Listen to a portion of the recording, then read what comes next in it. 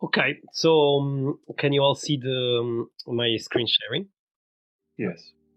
Okay, so as I told you a couple of weeks ago, I was reading this article by this guy called Malafouris, which is proposing a series of theories to integrate objects and things inside cognitive studies, and he's basically retaking a bit extended mind theory, and he has this theory called material engagement.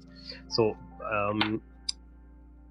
we like in all these series of meetings we were discussing mostly about objects and their relational qualities, and like in some way a lot of discussion was in the direction of underlining the independence, not the ontological independence of objects, following the object-oriented ontology literature. And so I will like in some way go a bit outside this topic with this object that I'm proposing, and a bit like in the reverse direction, in the opposite direction, and so trying to focus a bit on instead on the agency of objects in cognition, in human cognition in this case. So this photo starts from the example of an example which is actually the point of departure of this article, and is about lines. No, so basically we can see, following what Malfoy says, we can see the lines. We can like see three main definition of a line. One is just the line as an object, so a line drawn on a piece of paper, which is in the middle of the photo that I'm proposing. Another way of seeing the line is as a sign, so like a representation, like a symbol. And another way of seeing a line is the action of the actual drawing of the line. And the idea of this material engagement theory is that it makes no sense to separate these different definitions, and that the point is looking at the unity of these different ways of seeing the line. So basically, the line doesn't exist as a theoretical object or as an idea unless there is outside of the situatedness of all the drawings of the lines that can be made, and the point is trying to understand how this process of drawing a line is part of what we call mind, and and this is just basic extended mind theory. Like the mind doesn't stop at the frontier of the brain, but continues into the environment.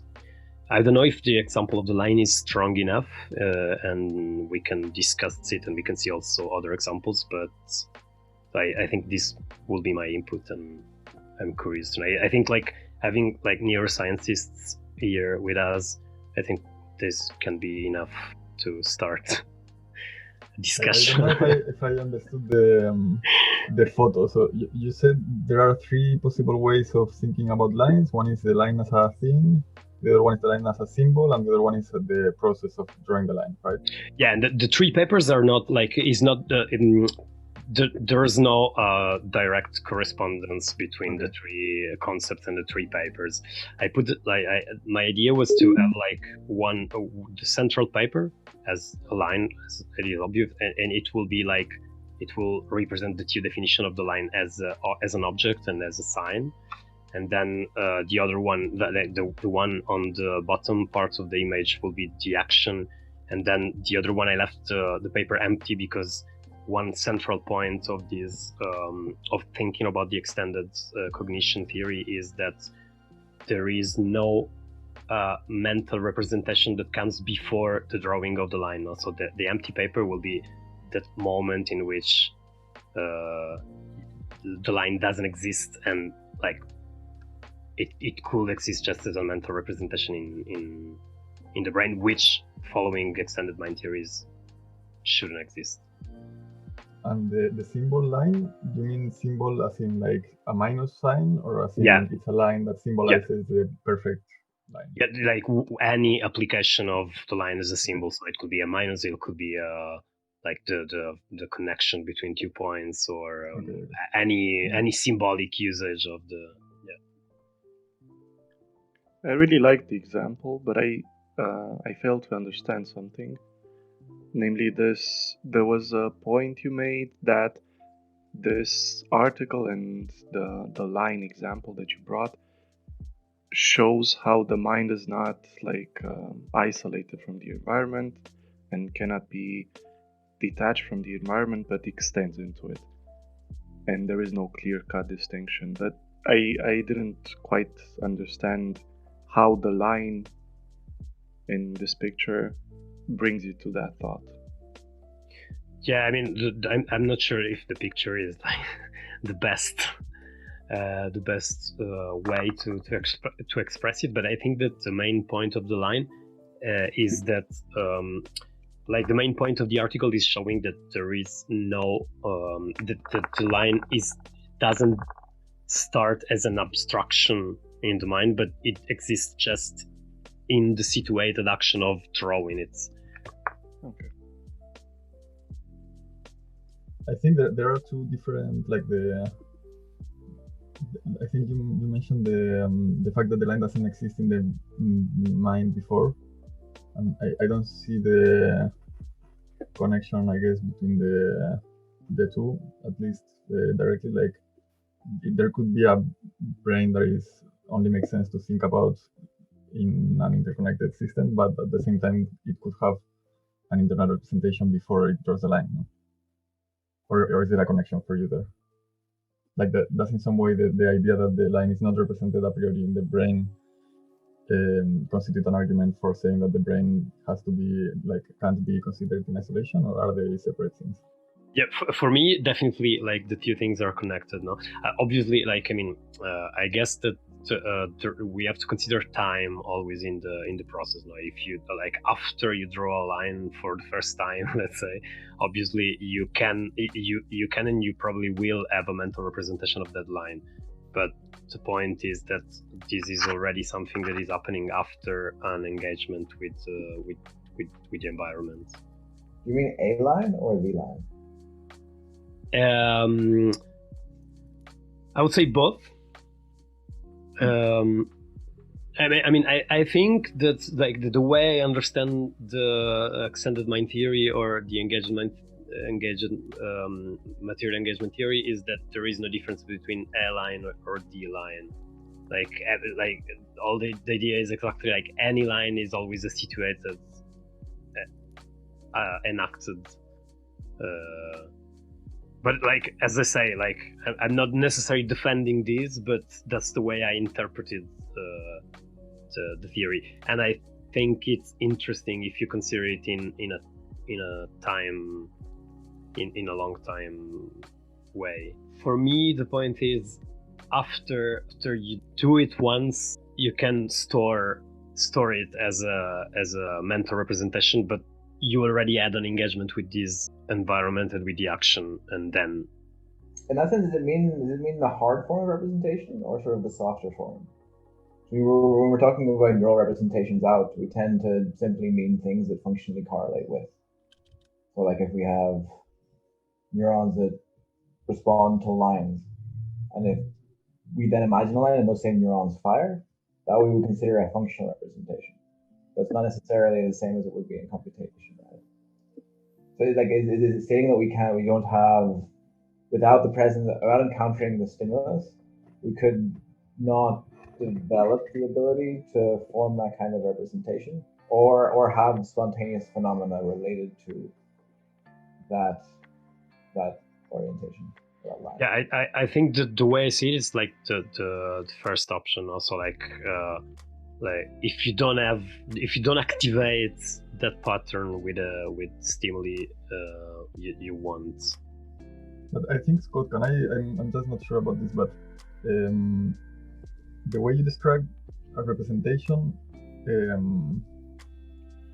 like to me it sounds like that means a line is coded by the neurons, so the information is there. But usually when you talk about representations, at least what I'm used to interpreting is you're referring to codes that are available to the downstream systems. So representations of things that will be at some point read by other neurons. Like something that's more allocentric. It's not just about the stimulus, but could be read out by different systems. No, I mean different systems in the same brain. I mean, just like if there is a part of the environment that maybe some neurons in the retina are or in V1 are coding for, like the line is coded for by some neurons in V1, but then it's lost because it's not used in any other downstream process in higher other areas or whatever. Then it's not a representation, no? It's just a code for the line. Yeah, I guess it's sort of ambiguous in the term, but I guess for the sake of this representation, could be something where it's further towards cortex and further away from retina. Like it's less sensory, but it's sort of more represented as its fundamental qualities, not as our perspective on the qualities. So that's kind of what I meant by allocentric. Okay. Like something that we can manipulate and turn around. Yeah. Not just something that was the direct response of things that are sensitive. There's a sentence in the article which I think it touches a bit what Scott was saying. So I will read it. Of course, the role of the brain as an assemblage of neural activation and deactivation patterns remains central. However, the centrality of the brain does not lie in its ability to constitute mentality by internalizing and representing the world. Rather, it lies in the ability of the brain to connect, to attend, to respond, to attune, and relate to the world using its extraordinary plasticity and sensitivity. And then he says, which I think it's interesting for our conversation, importantly, there is no central executive. What is often described as or seen as a central processing is in fact an attribution of agency. So basically, I think this is interesting because we have been talking a lot about agency in our other conversations. So basically, I think that the idea is to distribute a bit the agency of cognition between the brain and the environment instead than localizing it in the brain. But itself.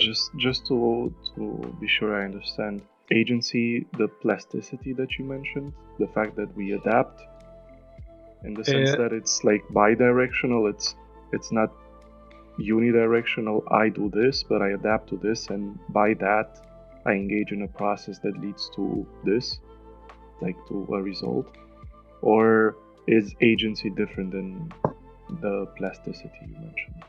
No, I think that they're slightly different. The plasticity will be like the main feature of the brain inside this system of cognition, and what is saying about agency is that we normally attribute to the brain an agency as a central processing tool, and in this case, like considering the agency also of the environment, and in this case specifically of things and objects, we are like distributing this agency that normally is put just in the brain. Definitely. The way when you read it, I understood more that it was saying like the agency that we have in the sense of being agents that can do things is often mistaken by there being a central processor. But maybe I miss. Yeah, I think you're. I'm not sure that I understood what you were saying, but I think you're right. I think the point that he is making is like there is no central processing. Like he wants to state that there is no central processing, and that what we describe as central processing in this case of the brain is an attribution of agency to the brain, which is wrong in his opinion, like in the extended mind frame. It's a little bit like he's saying the central executive is sort of a homuncular hangover. It's sort of a homuncular hangover from Cartesian thinking. Like we had the little guy that was sort of inside the brain doing stuff. Yeah, exactly. The central executive is kind of the way of referring to that without really referring to it a little bit. Yeah. It's the thing that makes the decisions. It's the little person in the person. Yeah, exactly. Yeah, I think it's exactly that. Yeah. I was imagining like a deformed human, like the homunculus of Brand. So then he continues, and I think this sentence is especially cool. So the patterns of neural activation that one may observe and associate with a specific pathway of world-engaging action do not represent that pathway. Rather, they simply correspond with it. So I think it replies a bit to what you were saying, Scott. So like the idea is obviously we are not trying to deny the fact that there is an activation of a neural pattern, but like in this way of seeing things, the neural pattern is not a representation of, for example, in our case of the line, but is just corresponds to that action. Like for me, I find the idea of what he's proposing kind of exciting because it means that I think he's taking a stronger stance than extended cognition. Extended cognition sort of says like we think with the stuff around us, but he seems to be saying more rather than just those being like computational tools. So that like when I'm driving, and a normal way of thinking about extended cognition, like if I'm driving, I have a set of cognitions that are now on computations that are now available to me because I'm engaging with the car. Or if I use a camera, I can sort of have a perspective that's here or over there or third person. And there's stuff I can add into my cognition, but he seems to be saying, I think, because he's focusing on this idea there's no central executive function, that the stuff you use defines how you think. So like a smartphone user is very different from a violin player, for example, at that moment, in a way that's fundamental. So if you have very different things that you engage your thinking with, your types of thought are very different. At least that's perhaps why it's interesting for sort of an archaeologist to come from this perspective. And for me, it's kind of exciting because it has a Julian James type feeling to it. In that you are an archaeologist? Malfuzzi is an archaeologist. Yeah. Okay. He comes from archaeology and anthropology. So that like if you write on a keyboard versus like put cuneiform into a stone tablet, then the stuff with which you think is radically different, and it's not sort of constrained by a central executive which is still doing goal-directed things in a way, and it's just trying to achieve aims through the substrates and things it encounters. But actually, I guess you're just more defined by your stuff than you would be for a standard extended cognition. That's kind of a cool perspective. That means that people are in principle much more different and much more diverse given the stuff that they work with. That sounds cool. Really interesting. I have a question related to what you were saying, both of you, and a link to ontology. I was asking about plasticity before because there's a French philosopher, Catherine Malabou, who, do you know her? Yeah. I haven't read too much about her or of her, but it seems interesting how she attempts to redefine subjectivity in a realist kind of direction, and she contests like first normal idealist transcendental subjectivities which perceive the world and then process the world through concepts and so on and so forth, and also the psychoanalysis theories of subjectivity. And she says that given the new insights we have from neuroscience, we should focus more on the plasticity of the brain as a starting point in defining subjectivities. And plasticity for her plays the essential role of adaptability to one's environment, and also is the condition of possibility of something new to occur in the world. And she gives examples of trauma patients who have experienced severe brain trauma and then can't recognize themselves, so they become new person. And this she uses that as an example of how plasticity can both explain how we interact with the world based on neuronal frameworks, and also how new concepts or new processes are possible without appealing to any like transcendent entity or object. I think I really like the like I've always found very interesting. I think it's the same idea that I studied it as the extended intelligence, but I think it comes down to the same thing. It boils down to the same thing, and I find very interesting this idea that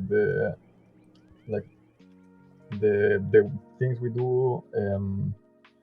For me, I think from an evolutionary point of view, the interconnectedness of the brain is kind of obvious. No, it's like you can't think of any biological structure if you don't think of its function and its interactions with the environment and its evolutionary path, etc. And that I think it's pretty immediate. And then the extended intelligence idea that it doesn't make sense to consider, at least in that framework, it was more maybe focused towards the fact that if you want to study intelligence or the brain's ability to compute or to do things, you need to study its extensions, right? Like if we are using pen and paper, we can do things that we cannot do without. And I think that also totally makes sense to me, but until now I had seen it maybe more like, because of the term extension, like the extended intelligence, I thought of it more of there is the central functions of the brain which it can do in isolation, and then there is the extensions that you can get from using tools. So I really like this concept of how those tools feed back into our internal world and our computations and how they shape us. But yeah, I don't know. I still see like I don't see why, like maybe Scott, when you were saying before that a violin player is very different from a smartphone user, that's I understand that you were referring to an immediate comparison. No? Like in the moment they are using either the violin or the smartphone, they are completely different in their brain activities. Yeah, I totally see that. But then I think there is a more general, like you could also claim that in general, like if you just compare them while they are not doing anything or while they are doing the same activity, they still are different. I mean, they still are different because of what they usually do. And I think that also is kind of a classical idea, no? I think the forma mentis and the idea that you should study Latin because that way, at least in my school, you should study Latin because that way you have the structure of blah blah blah. So I find that there is like a bunch of different interesting things. I think there's some clear examples of it. I hesitate because I'm not sure if I remember whether this was something that was turned out not to be true, but like brain injury in people that say are Chinese and looking at Chinese script and learn Chinese script all their lives, certain areas if they have brain injury versus someone who reads standard lexicographic script can have differential effects. Like pharynx area and certain regions of the brain function differently if you're brought up with different types of script. So there's cases where like the stuff of our extensions does seem to have lasting impacts on the way we think. I don't know if you could do the same thing like in that archaeological sense. So like the processes involved in making a hand axe, if that's something that people regularly do. and how that changes the processes. Like there's a whole field Well, I of think you can also do it without the extended part. Like just meditators have also different structures in their cingulates and other parts of the brain. exactly like if you have different cognitive postures towards the world, it should be measurable when you're not engaging with that particular thing. Mm-hmm. Also, it should be measurable when you are, right? Like if you frighten the violin player when he's playing the violin versus someone who's using their smartphone, like how similar do they behave? In the way that Malthus seems to describe it, it seems to be like a stronger difference between those two things. Like if someone's driving a car versus doing some other task, if you scare them, show them something funny, give them a math question, some sort of cognitive puzzle. And the way he describes it, it almost seems like they should have very clear differences because the central executive is not relevant. And it seems to be in some way the binding force that would be consistent across multiple tasks and would be able to move to another task in another set of operations. So in some ways, that might be, having not read him at all or having any real idea what he's saying, that might be an empirical test of what I think he might be saying. Yeah, but I think in that sense, there are, like, if you think about it, there are some commonalities to, like, while you're driving, you're doing things very similarly to when you are learning. For example, if you're learning the driving skills, it's like if you're learning any other skill. No? So there is also like a common substrate and common phenomena for whatever you're doing. Yeah, you'd almost have to think of what actions are as far distant on some sort of space. I don't know.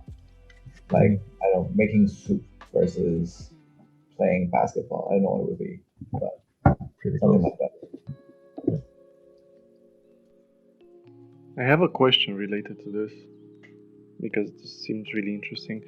And I want to relate this question to the TTT framework and maybe address an issue that we might have had in past discussions. Namely, we define things, and including among things also minds or subjects or person, as infinite pools of relations. And we had some issues with defining how things which are infinite pools of relations are also unique and don't just blend into this infinite field of relations. How can we draw the line where one thing starts and the other one ends? Or how can we differentiate between a person and all of the relations it has with its environment or with the environment itself? But then if we take this this approach of how interacting with tools, for example, also shapes the way we are, could this be applied to explain how unicity is highly related to an extensive relationality, or would it go too far? Can I say something? I think that this is something that I've struggled with since the beginning in TTT. I find that if the way I understand it, at least, is it wouldn't make sense for me these boundary definitions, no, like this deciding which things are things and which things are not things. That makes sense only like either you do it in a way that's explicitly human dependent, and then it makes sense for me. Like you can think of the things that are functionally relevant for you, or for humans, or for the things that we can perceive, or whatever. Or you can define it in a trying to be not human-specific way, and then I think the only solution is to consider every possible combination of smaller parts as a thing. Like in this case of the brain itself is a thing, and the brain plus its extensions is another thing, and the brain plus some of the extensions, but not all of them, can be considered as another thing. Like if there is not subject that has some kind of I don't know, like some bias of how to define the boundaries, then you can put boundaries everywhere. No? Every single atom can be a thing, or every set of atoms can be a thing. I don't think so.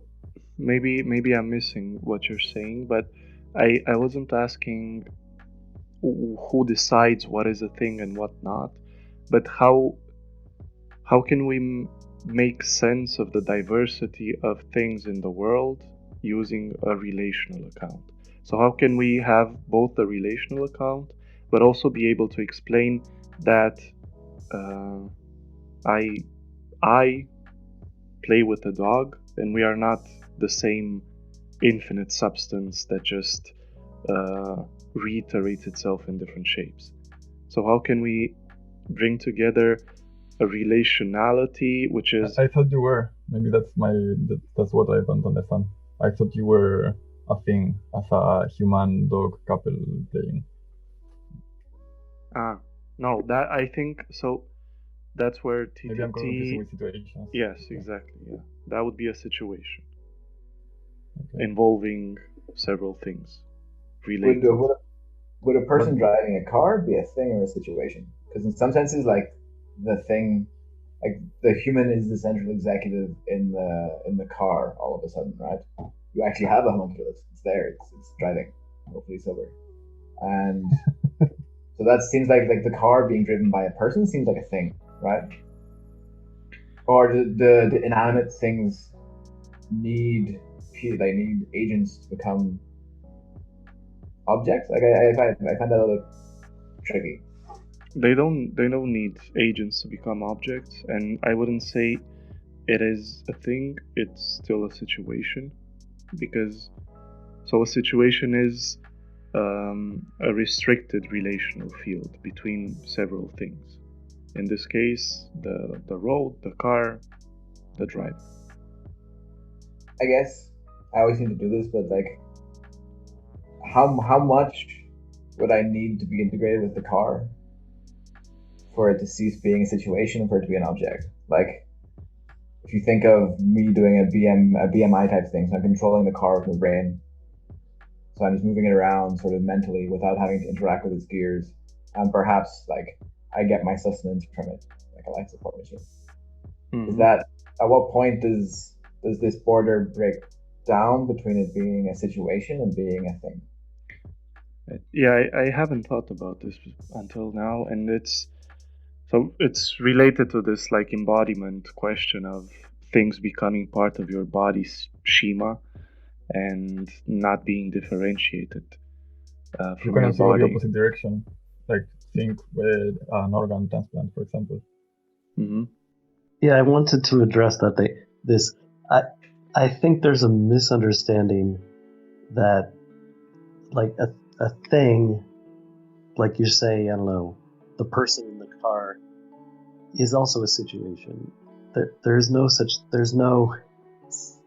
this division that you're imagining between objects and situations.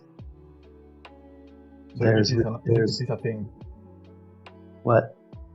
It is a thing. The combination of the human and the car, it's both a thing and a situation. If you wish, yes. That way it makes more sense to me. Okay, I guess it depends what kind of stuff. And I think this is also key. This is key to, I think, unraveling. I think how I would look at the theory that we were discussing before. Although it's a little bit tricky, but if we go back to that at some point, I'll try to put it in those sort of terms. You mean with the extended cognition thing? Yeah. So I will show another image, which might maybe be related to what we were saying, which is another example from the same article by Malafouris. Can you see it? Is like an artisan making a clay work. So I think the whole point of this example will be going back to what we were saying before, to show that the vessel is not the result of a mental representation that is then turned into an object by the working of the ends, but that the result of the shape is the shape is the result of the thinking together of the ends, the movement of the ends, and the movement of the machine and the clay. So, and that's what Malapur is defined as thinking with the clay. So in this case, I mean, I'm not sure. I think I missed the definition when I think I missed the first meetings. So probably when you defined what a situation or a thing is, I wasn't there. But I tend to agree with Zach. So that I can't figure out exactly the difference between a situation and a thing. Like for me, like that reminds me a bit of whited kind of idea of process. So like in if you see it this way, like for me, everything is a situation. But I don't know. This could be an interesting example of, like, is this a situation or a thing? I think that it would be maybe interesting to think about at least like this image in the context we are discussing now makes me think of the idea of entrainment. I don't know if you guys have heard about it, but it's like for instance with the typical example is our internal biological clock.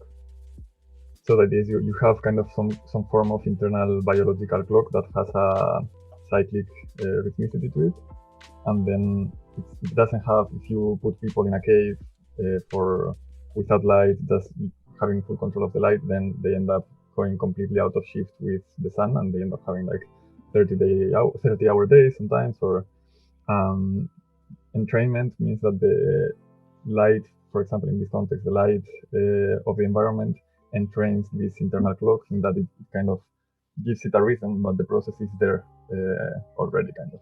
And I think that this situation, this clay example, makes me think of that kind of situation, and in general the ways in which our extended capabilities can influence our internal life. I find it like what we were talking about before of these commonalities to different situations. I think they could be seen from that point of view of the external process and training our internal computations. So maybe you enter into a flow state or into a whatever mental state through the clay work, but you could enter into a very similar state through some other repetitive handwork kind of thing. But it also goes the other way around, right? So also like the potter there is entraining the matter, the clay, and brings like its own vision to it, but the process of turning not the process, but the possibility of the clay becoming that specific pot is analogous to that internal clock you were talking about, no? I think I could see it, but it seems like a bit of more of a stretch than the other way around, because entrainment, the way I understand it, means that there is a process that then some other process kind of regulates or modulates. And in this case, I think there is nothing. The clay won't do anything until you act on it. It's not like it's there spinning and then you arrive and make it spin in a The clay way. has properties, right? It has properties that allow for some kinds of interactions and not others. Yeah. Right. So I guess also being now back after a very long absence, I'm probably completely lost. But I had a question about the way I think Jaime was asking early on. If a situation is between things, for example, it seems we have to sort of have a grasp on where the boundaries are, but those seem to be scalable or arbitrary, in that the car and the driver can be a situation or a thing. the molecules of the clay could be a situation or a thing. The sculptor and the clay could be a situation or a thing. So I guess I wanted like some reference on how to approach the way you're thinking about it. Yeah, I also wanted to come back to that. And so I think, for me, an easy way to explain it is you have the person driving the car, and they're both related to each other, and they are situational, and everything is a situation in this world. But in every situation, you have things involved which are not fully exhausted by that involvement. So the person driving the car is also thinking of his wife, for example. And the car also has the property of being parked away and then not being engaged with the driver. The situation is the restricted aspect of all of those possibilities. So the person driving the car and the car being driven by the person are in the situation of traffic, let's say. But that situation can end, and then they can enter new relations independent of each other. And in order to be able to address that extended domain of relationality, we address the elements involved in restricted situations as things. And things we define as like realities defined by an infinity of relations they can inhabit. So the infinity of relations of a thing is like the more fundamental aspect that describes its ontological reality and equality with all other things in the world. And then the actual involvement and restricted interactions that each thing has with several other things is always situational or contextual or situated in different space-time frameworks or different frameworks based on relevancy, interest, or I don't know, chemical compatibility, resonance, stuff like that. But wait, I don't understand then if the situation of the car driving is a situation with these two objects, these two things that are the driver and the car, that can separate after the situation ends, and that's kind of a defining property of the situation versus the things. I don't see how you could possibly establish a boundary. At least maybe it's because you haven't yet gotten into the time part of it, but also the driver is a situation made up of many atoms that then will separate when you die, and then you will rot and you will become the soil and the plants and whatever. So it's every object. I think you can see it as a situation, or if you can't, then you are postulating some kind of... No, it is. Every object is also a situation.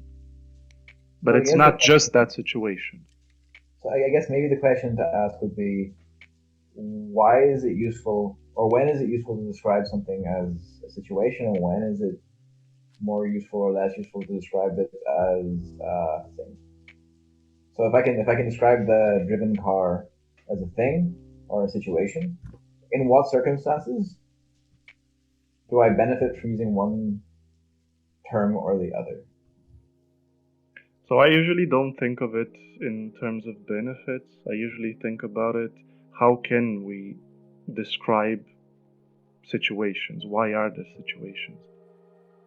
But I think it's funny because like what Scott said was to me exactly I think the way I think about it, which is echoed in the words you just used. We have a purpose.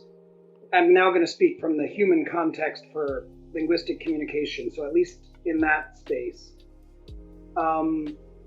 We describe things because we want to communicate something about a set of relationships. So in that case, if I need to talk about the fact that the driver has no alcohol in his body, then I can talk about, maybe his liver as a thing inside him and him as a situation, and his blood and so on. because there's a purpose or a goal to that communicative act, which requires it being construed as a situation. Whereas if I'm talking about sort of, say, traffic flow, maybe I treat the whole car and driver as a thing that operates in some harmony, right? Yeah. And so I guess I resonate with that way of thinking about it, but it becomes a very non-ontological way of thinking about it. Or it's not as clearly linked. So it is linked, and I think one of the key aspects of it is that things and situations are not distinct. Situations, so things flow into situations. They cannot be seen outside of situations. They cannot be separated from their situational involvement. But at the same time, things can go from situation to situation, changing themselves from situation to situation, but still retaining some sort of identity until they die or they decay or whatever. And the ontological claim is that any situation involves things that are there partly present. They don't get exhausted or fully determined by the situations, by just one situation that they are in, or by one isolated description of themselves. So there's like two levels of description.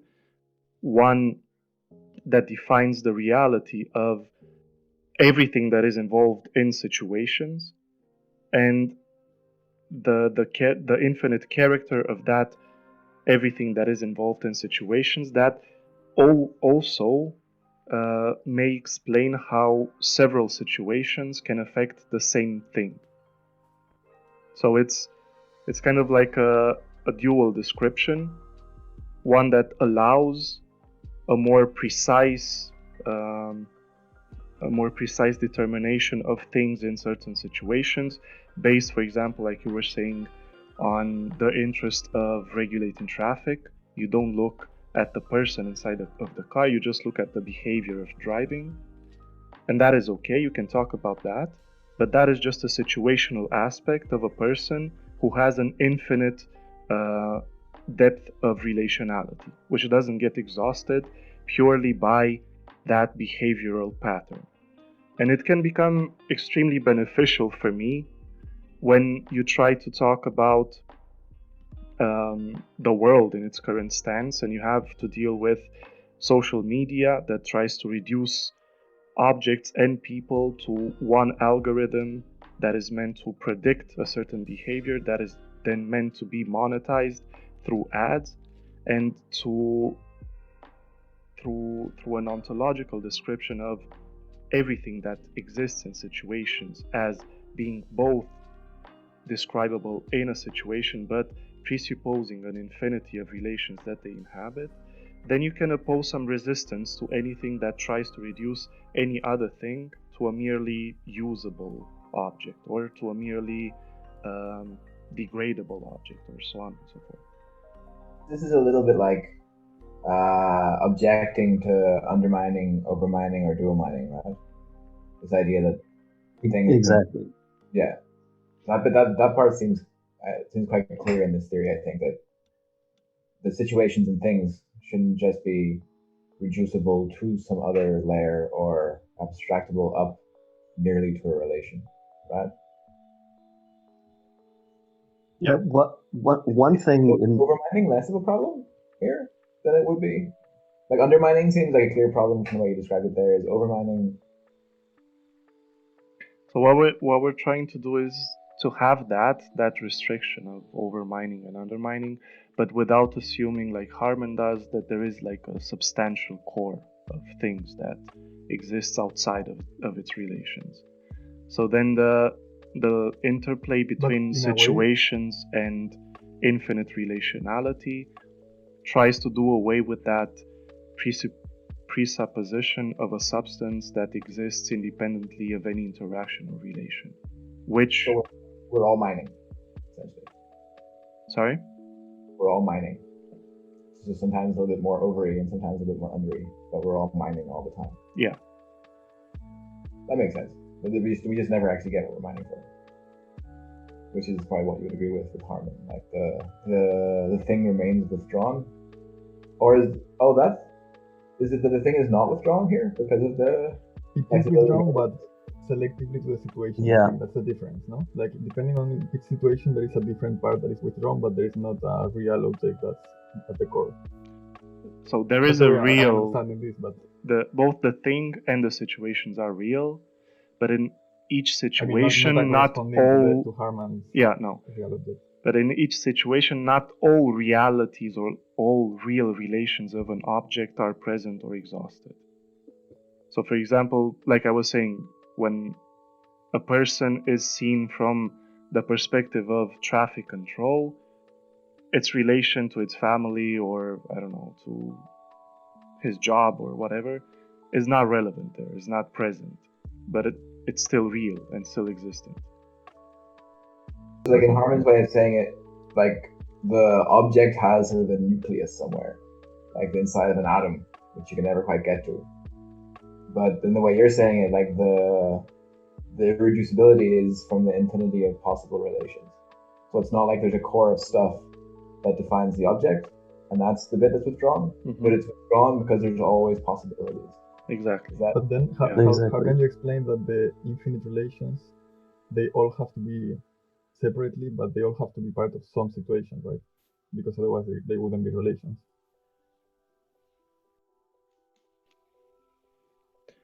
I'm sorry, I didn't understand what you're saying. So I'm not sure that I'm understanding, but it's like according to Harman, there is like this core of the real object that's is always withdrawn, and there is the part that's interacting, which is the sensual qualities or the sensual object. But according to TTT, it's more like there is, if you take the thing, it has its full realm of infinite rationality, but if you take a situation, then of all those relations, there are only a subset of relations that are part of the situation. But then when considering the thing, it's not just that there is not a core object, it's that also all of the possible relations have to be part of some situation, because otherwise they wouldn't be relations, right? If you have two things relating, they can't be relating completely, so that's a situation because they are relating in a subset of their relationality capabilities. Yeah. And your question? So, or my question is, I guess I have a bit of a hard time mixing the idea of infinite relationality and the idea that all the relations are part of some situation and all situations are finite. Okay, I see. So how do we get from finite situations to infinite relationality, right? Yeah. Like how can it be that there is not one single relation left out of a situation in any object if the relations are infinite and the situations are finite? Okay, I understand. But wait. But you're mixing two things. A situation is finite in the sense that it's only a subset of all the relations. Mm-hmm. But that's not to say that there are a finite number of situations. The number of situations is infinite, so there's no issue of getting from finite to infinite. Because there are an infinite number of situations, they'll cover an infinite number of relations. There's no... Okay. There's kind of like an aperon of relations, some sort of infinite unrealized space of possibility, but then situations... They're realized. That's the point I didn't get at the beginning. They all have to be realized, no? Like, here's a physics take on it. Like, think of the space of all particles in the universe. They all have, like, think of the relations as their spatial relations. That's the way I usually think about it. Everything in the universe has a spatial relationship to everything else. Every particle has a relationship to every other particle. A situation might be the solar system, and that's a very useful set of relationships because those objects have substantial interactions, but they're also all related to the next solar system or some galaxy on the other side of the universe. Just because they're not much interacting, they have still a relationship. You can measure, if you could, the distance, the relative velocity, whatever you want. So it's like that. Like there are all sorts of situations that no one would ever come up with because they involve weird assortments of particles spanning different universes. Different galaxies or different solar systems. And then there are the situations that we care about where it's like a planet is a situation. It's a configuration that we selected out of the entire universe because it has an interesting set of relationships, and there are things to say about that. Yeah, that's a super important point. I think that has been confusing me for a while. Like the fact that there is no criteria for what things are a situation and which things are not. It's more that we choose which situations we want to think about, but all possible combinations of things, or in this case atoms in the universe, can be considered a situation. You can just take 4 atoms in 4 different parts of the universe and they are a situation that no one cares about, but still a situation. This is where we kind of bite the bullet like the same one that Harman does, and we don't try to distinguish, like in Harman's case, he said, say the Bugs Bunny is just as real as is Plato, as is the apple on my desk. Like they're all real objects for Harman. And so you could think of that as a way of saying, like, whatever it is, whether it's supposed to be in your imagination or whether it's supposed to be wherever it is supposed to be, it must be a constellation of some kind, which you could describe as a bunch of relations. So why do we want the primary distinction between any kind of thing, or if we want situation? Like, so for us, I think what's confusing, the term situation, it works pretty well, but it's a bit confusing. It corresponds more to Harman's, it doesn't exactly correspond, but it's more like Harman's sensual objects are more like situations, and Harman's real objects are more like things. And we're kind of using things. Razvan, tell me what you think about this, but we're a bit using thing with like a capital T as the infinite thing with the relationships, but sometimes we use thing like with almost a lowercase t when we're just talking about components of situations. Like it's the same in a way, but it's a little bit tricky. Well, I think, like when you say a thing, things are in situations, in one sense, the real thing is in a situation. Yeah, the situation is the subset of real relations. So yes, but when you're sort of thinking of it as those things within the situation, those are just the situational things. They're not, because the whole thing didn't enter into the situation. Only its kind of manifest relations within that defined. Yeah, it gets tricky if you define scope. things So it's as the relations. It's a bit tricky. I don't know. Can I ask a question that's related to this? So I guess I'm very comfortable with the idea of a relational definition. What seems to be a little bit at tension, say, with your all atoms in the universe versus the solar system, is that we normally say that there's I guess, different strengths or different qualities or different properties of the relationship, such that one would call, the solar system a solar system precisely because the objects or things in it have some particular relational properties, and that they would be, if they were the same things but in a even cloud of atoms, those relational properties would have been diminished, or if they're permanent but have weights, or destroyed maybe if they're on or off. In that's what makes them kind of different situations. Is that compatible? I guess I'm trying to understand more about what the relationship is and what kinds of properties it can have.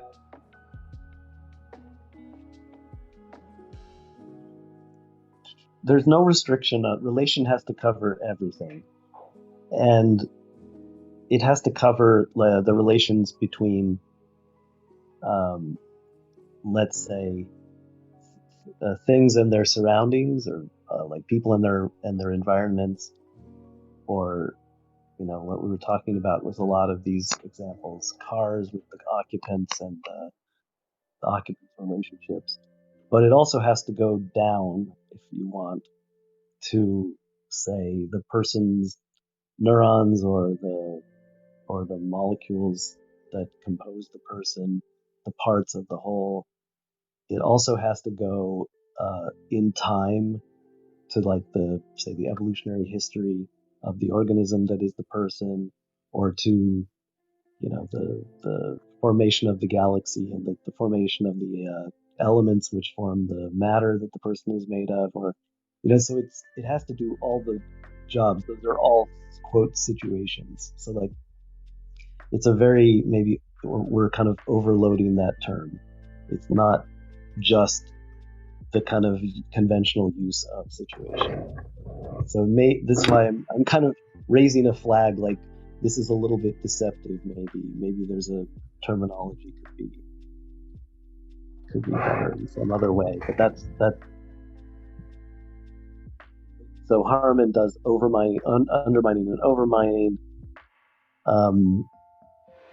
which is either reducing the thing to its upwards to its functional relationships or downwards to its parts. I think, in a way,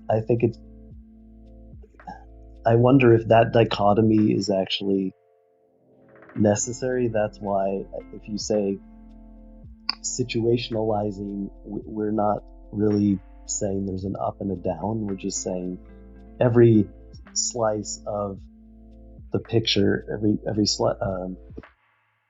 every facet of this of whatever you're looking at is only part of the story. It covers overmining, it covers undermining, it covers any other kind of attempt by any particular kind of description to sort of grab the whole situation, the whole truth for itself. Oh yeah, so I just wanted to say, like, I guess to make sure I understand, then the sort of thing that I'm thinking about or trying to understand, it sounds like another way of asking the question would be, in some sense, are some situations privileged in that, for example, I'm trying to figure out whether this is a sort of more ontological or more like communication act statement, but I might be more naturally inclined to a set of situations, the car and the driver as a thing, or I don't know, the car and the driver as a situation, or subcomponents of it if I'm trying to deal with mechanics or somebody, the human interaction between the car's parts and the human. But then would there be some situations that are like less privileged, like arbitrary collections of atoms that make up the human and the car, but, for example, would be hard for me to describe because they don't seem to have any natural set of boundaries or relations we would normally want to group together into a situation? Yeah, it's a good. That's a very good question, and the answer is there is no, at this ontological level, there is no privilege, and another way of saying it would be we want to kick the can down the road and do work on defining, say, what an object is, where, say, maybe an object is something that you want to define as a useful conglomeration or useful slice out of all those possible combinations, and then we're kind of that's a good example where it feels like, yeah, we can handle that somehow, but I can't give you yet a very interesting story. I could start giving you a story about how an object is going to look in this, but I'm confident that it won't break the ontology. So you say, so it's not an ontology of objects. So we use this word thing to be slightly less concrete than object. And maybe object isn't maybe the object level is actually where more interesting science and discussion might actually end up being. What is and is not an object. That might have to do there may be more meat actually to that, but we're just sort of like, okay, but at this level we have anything goes kind of ontology, and we're pretty sure we could handle objects and non-objects. I thought about some of it, but I don't want to start with objects as the bottom level of something, because it's too restrictive. This kind of fits back to extended mind, because that's almost defining how we should weight the relations and situations, right? Given a question. Does it matter? Like, does the fact that someone's writing in cuneiform versus writing with a pen versus typing in a computer, is the motor act, or is that substance they're engaging with a big part of what the situation is, or is the situation more just about the processes they're engaging in, right? Depending on the question you're asking. Yeah, like it's interesting to hear that discussion, because I felt like first there's this big kind of undefined, or let's say not explicitly stated position in the room, which is that, like, I think the default position to which extended mind ideas are kind of reacting is that there is an entity that has a brain, and that the brain is a mind, and that so there's this kind of an inside where the mind lives, and then there's this outside where the mind isn't. And we, with TTT, we deprivilege this inside-outside anyway. So we don't really, that problem doesn't arise yet. Like there's no primacy to inside the head or outside the head. So we're fine with extended mind, but we're a little bit confused about why there was a problem to begin with. Yeah, why are we thinking through clay, and why is the clay not forming through people? Those are all interesting ways of looking at things, none of which completely will do. So we're not trying to reduce the person to either his brain, nor to the clay, nor to the combination of the two, because we're always aware that there is more to what's going on than that. But we applaud the extended mind idea. At least it's more broad than the kind of internalism that's become the default position, which we really disagree with. So we're kind of on the same side, but we're not. We're a little. I keep saying using the royal we. We're a little bit afraid that the extended mind is trying to replace like one mistake with a different mistake, but hope that it's not. Right? We don't want to replace the person with the mind, or the mind with the tool and the person. That these are there are all these things are sort of reductionist attempts to do away with most of the situations that are in play. So if I'm understanding correctly, the thing that you think may be a mistake of the extended cognition theory is that they just define the human or the mind or the unit as the brain, body plus tools. Like only the things that you are using. I'm not sure how afraid I should be. But again, as I don't know, as we've said, Razvan was saying, for example, that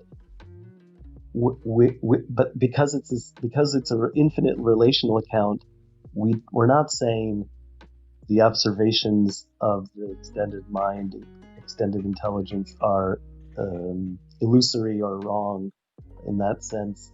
That like they are real, or I don't have any reason to doubt them. any more than I would doubt that neurons are also part of the situation. I just refuse to privilege them or exclude everything else. Actually, there was one thread that I was a little bit confused on. There was this idea, I guess, Giorgio, it really was going back to the way you presented it. I didn't understand, maybe if I understood it right, that it's one thing to say there's no, or the way I thought of the theory was more of an expansionary theory. So I thought it was more to say there's more to the mind than just what's in the brain. Yep. But the way it was being phrased was, it had also the way you phrased it, this kind of eliminative idea, like there is no central executive. Yeah. So it's not just the central executive isn't self-sufficient, it's that there is none. And then I wanted to understand, like, what's the account of the following situation. I give a photograph to a sculptor of a bowl that they never made before. The sculptor studies the photo, puts it away, goes into the other room, and then reproduces the bowl. Okay, maybe there's no central executive. Maybe the sculptor had to be a sculptor. I'm fine with that. But in what sense could there not be something like a mental representation of the bowl in this situation? What other mechanism could have carried the information from the photo to the clay but the guy's mind? So can we really, you really want to state, does he really want to state there's nothing in the mind that contributes? Like it seemed like it was an overly, like we don't have to call it a representation. We can say that what's in the mind is only sufficient to move the hands in order to sculpt the clay. But like it felt like the attack on the central executive was too strong. Yeah. Well, I mean, me personally, I kind of agree with you. I think like eventually, like the problem will be the word representation, but like if we agree, then that's as you said, like okay, so we have a lot of supports that are external to the brain itself. No, as you said, like for example, the photo is a good example. No, the photo is already like another object carrying this idea of the shape. No, but then obviously there's at least one moment in which there is some kind of direction of the movement from the brain. No? But Monofouris, it clearly states, like like explicitly states, there is no central.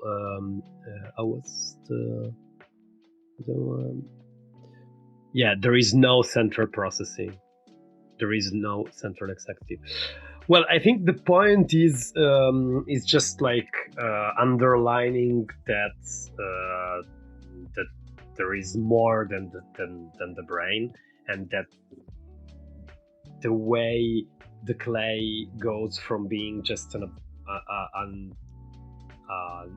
non-formed shape to a shape is not just the transfer of a mental representation from the brain to the object, but a series of movements and of interactions between the whole body of the potter and the clay, you know. And I for example, Eric before made a very good point, that is, for example, the clay has properties and reacts in a certain way and not in another way. So like the whole system is the whole situation, that's the right word, it's responsible for the final product. No, I guess like the central point is that, but I agree with you that maybe like stating something like there is no central executive could be a bit too. But this gets to what I guess I was asking about with respect earlier to a simpler case, which was just, I guess, what a thing is, and the idea of having some things be more privileged, or having some things have some qualities that make them different, which would, I guess, be in Zach's terminology an object. There's a separate kind of question about what you seem to be worried about, which is, or maybe this is a background question I missed from the context, but the agency or causality, right? I mean, one could define a representation in the brain, and in some sense, it's part of the larger situation. It is itself a situation. It's a collection of things with relationships.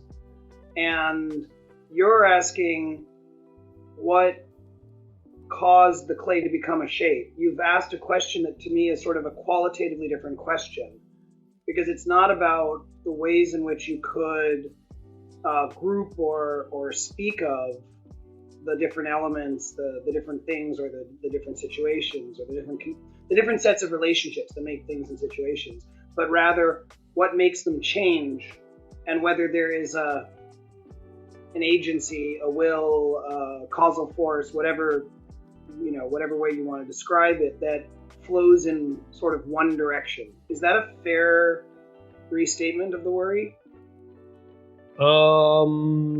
Yeah, I will say that it is.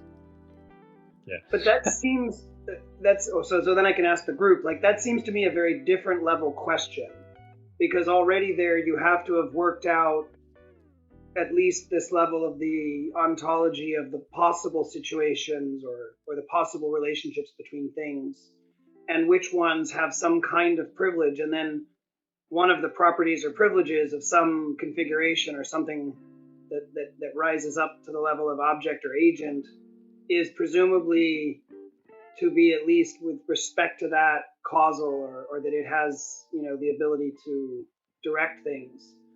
But the tension that always comes when you start thinking about this in this kind of framework, I feel, is that becomes a viewpoint or purpose-based thing. So, what causes the sculptor to sculpt the pot? Well, you left out, you included the clay, the brain, the hands, the body, but you left out, the material that became the clay and the ancestors of the sculptor and the whole chain of relationships that extend, presumably back in time to the beginning of the universe or infinitely.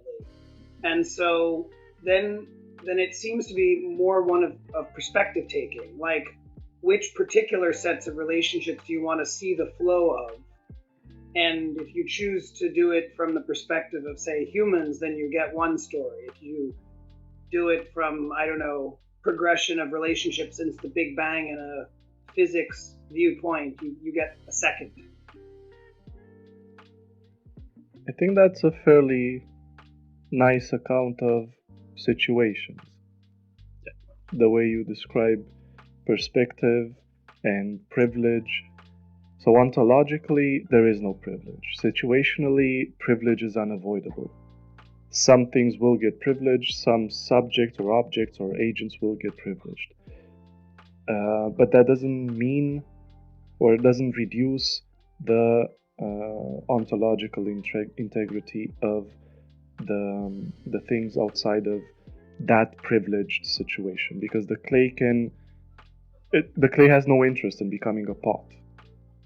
The sculptor has an interest in making a pot, but the clay can live on also without being a pot. It can live on as medium for bacteria, for example, and then you have other interests there which are situational. So I guess that is a key distinction between how diversity in perspective, interests, relevancy, and privilege maybe can occur situationally, but there is also that ontological break that doesn't allow you to make a privilege absolute. And for me, this is one of the most interesting parts of TTT, that it can lead also towards not just about cognition, it can lead towards inclusive political discourse, it can lead towards inclusive ethical discourse, and so on and so forth, but also on a cognitive level, extended cognition is also just a situational approach to things, which is hindered to become an absolute discourse of things precisely because things retain this infinite relationality to them that forces us to some extent to keep on going, to second guess extended cognition and extend it further. It's sort of it's the way you put it. Sort of, it doesn't allow us to take any set of situations for granted. Like in the discussion we had about like pipe cleaners, Yeah, their pipe cleaner thickness and the situation of cleaning pipes, we can't take for granted as being all those things have. So sustainability is necessarily implied because you have to think about where those things go when they're done. Yeah. And how they'll be used. And I would like to add one more thing. It's also that for me it would be important to accept that there are situations and relations that do exist, that do go on with their processes and so on and so forth, but we're not aware of them. So the infinity of relationality also extends to the unknown relations, to the unimagined relations. And this relates to Jaime's question of jumping from finite situations to infinite relationality. So if we take away the human perspective, the fact that relations can be infinite almost seems like unavoidable. I guess, Razvan, one of the worries I have is that I think, like Giorgio, you were, to me, sliding between the sort of neutral ontological space and wanting that to have a causal role on our perspective taking, which seems to be it's a problem that's been pushed to like another level but hasn't been resolved, right? So to take an extreme counter example, devil's advocate style, one set of social conventions that one person may disagree with and another person wants to promote, who's to say which one of those is correct? There are no privileges at the level of situations or things. They're all equal.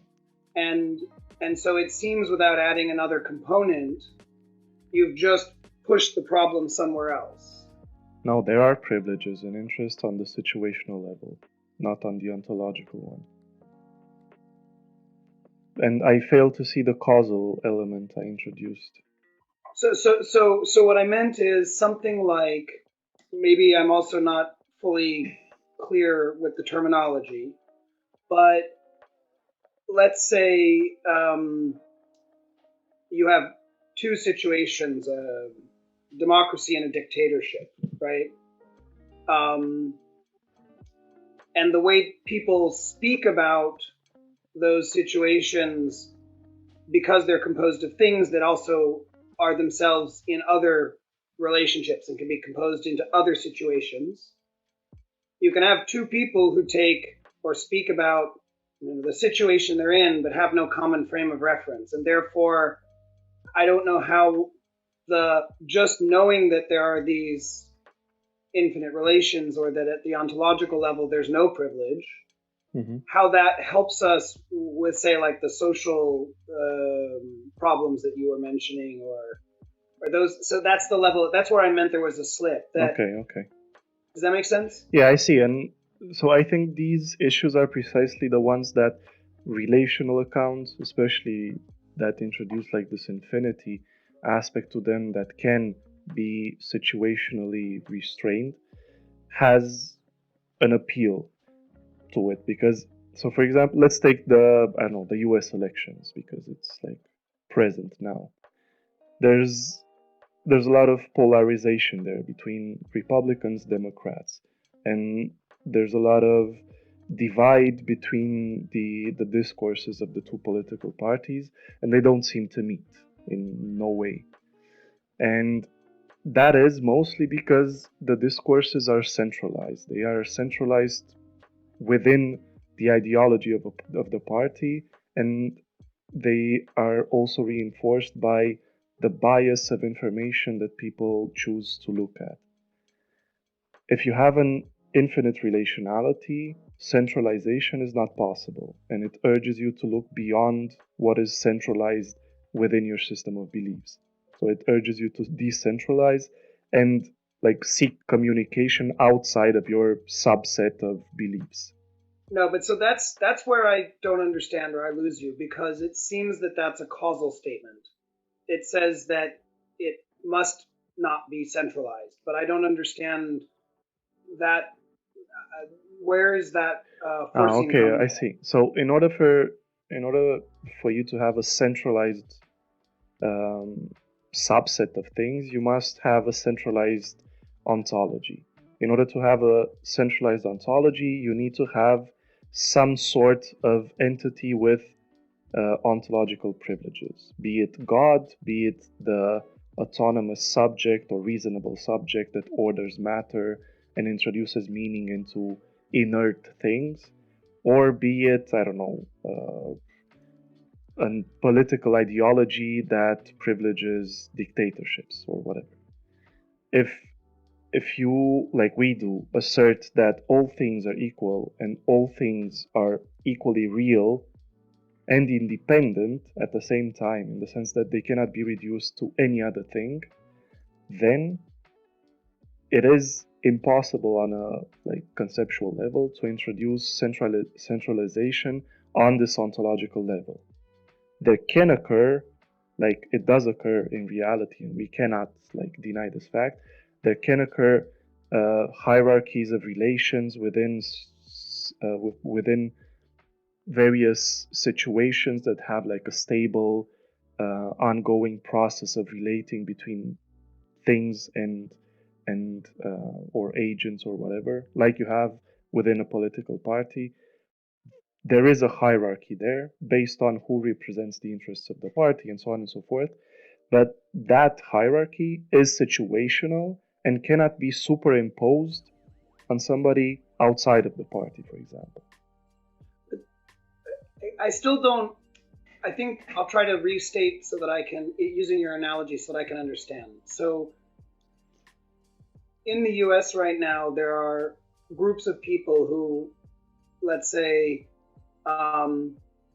taking on their perspective, they would view the situation that they would describe as the current situation or the situation they're in one way. And there's another group of people who would describe the situation they're in differently. There's not a complete overlap, or there's not maybe a substantial overlap between the things that they're viewing as part of the situation at the moment. And now if they try to communicate with each other, there's a problem because they are not sharing all of the same things in the situation, or they're choosing to select the things they put into the situation differently, or however I'm supposed to state this. But that seems to be something that, regardless of what we think the true ontology of the world is, even if it's infinite, for those people who take that perspective and look at a particular situation which doesn't include a common subset, there's always going to be, communication problems and political battles and so on. And I guess I'm just trying to, even at the basic level, understand when we say you couldn't have something. It seems within the definitions of the framework. At the moment, I don't know how to know what an individual is. A human who's taking a perspective, a Republican or a Democrat in the U.S. Because they also, in some sense, include some particular definition of objects or some collection of situations or whatever it is that when we observe them and they talk and they do things, we want to assume we can describe in our ontology. And so I feel like I'm missing an assumption, or I'm missing a piece that allows me to give that to an individual to then know whether there's going to be some implication for them. Or I guess the other way I could hear the way you're talking about it is it's more like if they as individuals adopt this ontology as the way they look at the world, it will naturally decentralize things. But then we have another thing in the world, which is like an agent that can choose its ontology, which seems again like a problem that's it's like a different level or sort of orthogonal to what we've been talking about so far. So does that make sense as a question? It does make sense, and I think it's an important question. But it has a lot of elements to it, and I'm trying to address them all. So if I don't address something, please let me know. So I think it is important to state that most like political attitudes and interactions are based on ontological discourses that privilege precisely centralized systems. They are based on like French Illuminist and German idealist views of morality and politics based on free agents that then got transformed into libertarian systems which privilege individual interests and the defense of those individual interests. And from that perspective, it's easy to get to a perspective in which your alienation from the other political view is seen as the safeguarding of your own political interests or individual interests. So communication is excluded based on the fact that you see the other one as the enemy to your own freedom, for example. If our approach is to change the narrative and to say that any political ideology is a flattened, restricted view of political interactions and of the world. So any political discourse must be open towards reform, towards revision, and towards communication with other subsets of political action or theory. So, of course, it doesn't follow naturally. Like, if we just say, okay, this is the true ontology, it will not solve any problem or all problems of the world. But it is something that you can introduce into the narrative and bring about the awareness of openness towards other relations that have not been considered, that might alter a mindset and might alter a political view, for example. Of course, this is all process based and is not causal, and it's only meant to provide like a, I don't want to say foundational framework, but it is meant to provide like the ontological tools to provide to enable a discourse based on inclusivity, decentralization, and openness and ongoing research. So to avoid the the identification of any ideology or any view as absolute about everything. This, however, does not wish to exclude that there are situations in which we have to decide what is correct, let's say, or what is fair, or what is just. It's not it's not the postmodern view that every narrative is true and therefore there is no truth. It's more about not letting any situational knowledge become a dictatorship in cognition. So to not let cognition get to the point of freezing up in a set of values that cannot be challenged. So sort of moral, sort of like before you said that last part, I feel like all conservatives would be like waving their fists at you, thinking that this is sort of a relativistic framework on steroids.